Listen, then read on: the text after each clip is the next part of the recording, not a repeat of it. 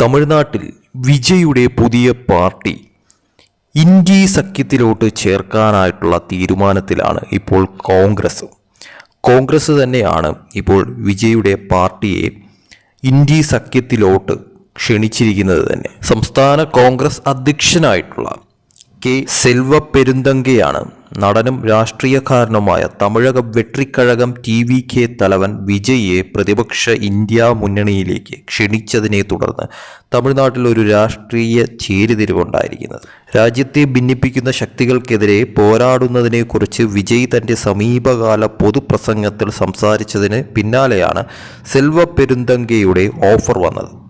തൻ്റെ പൊതുപ്രസംഗത്തിൽ വിജയ് ഹിന്ദുത്വ ശക്തികളെക്കുറിച്ച് സംസാരിച്ചു.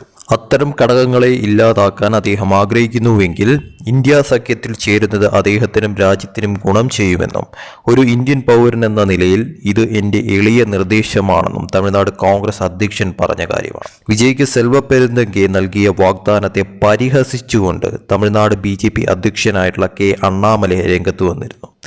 ലോക്സഭാ പ്രതിപക്ഷ നേതാവായിട്ടുള്ള രാഹുൽ ഗാന്ധിയിൽ വിശ്വാസമർപ്പിക്കാനാണ് കോൺഗ്രസിനോട് ആവശ്യപ്പെട്ടിരിക്കുന്നത്. ദ്രാവിഡ പാർട്ടികൾ പോലും വിജയിയെ രാഷ്ട്രീയ പിന്തുണയ്ക്കായി ക്ഷണിക്കുന്ന സാഹചര്യമാണ് നിലവിലുള്ളതെന്നും തമിഴ്നാട്ടിൽ തകർച്ചയുടെ വക്കിലുള്ള പാർട്ടികൾ അദ്ദേഹത്തിൻ്റെ സഹായം തേടുകയാണെന്നും വിജയെ ആശ്രയിക്കുന്നതിന് പകരം ആത്മവിശ്വാസത്തിൻ്റെ 10% നൽകണമെന്നാണ് ഞാൻ സെൽവ പെരുന്തങ്കയോട് അഭ്യർത്ഥിക്കുന്നതെന്നും അണ്ണാമലൈ തുറന്നടിച്ചു പറഞ്ഞിരുന്നു. നടൻ വിജയ് കഴിഞ്ഞ വർഷം തൻ്റെ പാർട്ടി ആരംഭിക്കുമ്പോൾ BJPയെയും തമിഴ്നാട്ടിലെ ദ്രാവിഡ മുന്നേറ്റ കഴകത്തെയും DMKയെയും തൻ്റെ പ്രത്യയശാസ്ത്രപരവും രാഷ്ട്രീയവുമായ എതിരാളികൾ എന്ന് വിളിച്ചിരുന്നു. അന്നു മുതൽ തമിഴ്നാട്ടിലെ മുഖ്യമന്ത്രി MK സ്റ്റാലിൻ്റെ നേതൃത്വത്തിലുള്ള TMK ഭരണത്തിനെതിരെ TVK മേധാവിയായ വിജയ് പ്രസ്താവനകൾ പുറപ്പെടുവിച്ചു വരികയാണ്. അഖിലേന്ത്യാ അണ്ണാ ദ്രാവിഡ മുന്നേറ്റ കഴകം AIADMK, BJP, ദേശീയ മുർപോക്ക് എന്നിവയുൾപ്പെടെയുള്ള പ്രതിപക്ഷ പാർട്ടികളുടെ നിലപാടിനൊപ്പം ഫെബ്രുവരി 5 നടക്കാനിരിക്കുന്ന ഈറോഡ് ഈസ്റ്റ് നിയമസഭാ ഉപതെരഞ്ഞെടുപ്പ് തൻ്റെ പാർട്ടി ബഹിഷ്കരിക്കുമെന്ന് കഴിഞ്ഞ ദിവസം വിജയ് പ്രഖ്യാപിച്ചിരുന്നു.